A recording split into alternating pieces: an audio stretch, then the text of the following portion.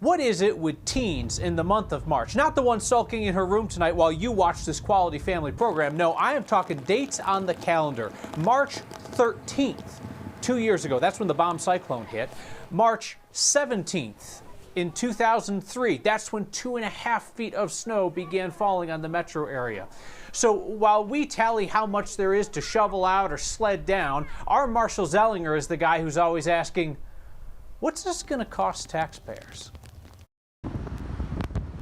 The bomb cyclone, this time 2 years ago, cost CDOT $3.2 million for 1 week's worth of work, prepping the roads with chemicals, plowing the roads, and getting people rescued.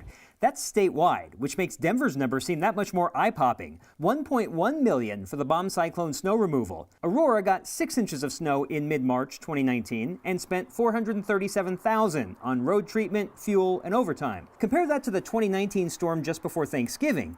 Aurora got a foot in that one, and clearing it cost only $256,000. That pre-Thanksgiving storm cost Boulder between $350,000 and $400,000, about 1/4 of the city's annual snow removal spending. Boulder was relatively spared from the bomb cyclone. Denver has had a throw-a-dart-at-the-wall experience with budgeting for snow recently. In 2015, the city spent $5.6 million. That dropped down to $2 million in 2017 and 2018, then back up to $5.7 million in 2019. It was 2017 when Denver changed when it would plow residential streets, lowering the threshold from 12 inches predicted to 6. And I heard from one snowplow driver on Twitter who said he gets excited for big storms despite the 12-hour shifts, and yes, the overtime is nice.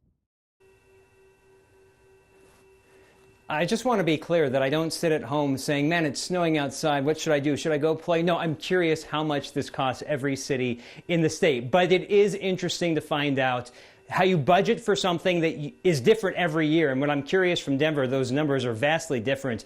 And in that year when it was really low, in the $2 million range, that was the year they announced, hey, we're going to start plowing residential streets again for a lower threshold. It's probably because they banked enough money. So we'll see what happens as the years that we continue to get snow. Is that going to change again? I just appreciate, Marshall, that it's not one of those things where every year they act surprised that it's happening. Oh, looks like we're going to need to throw a little bit more money into the snow budget. No, they don't pull that game. They know it's going to snow. You got to put some money there. And it's the finance people who work for cities and the city managers, bless them for figuring this out year to year and at least seeing, well, I'll see the results. I know when it starts coming down in the Denver streets that used to never be plowed, I'm going to see a plow this time around. And in other cities, I think that follows also.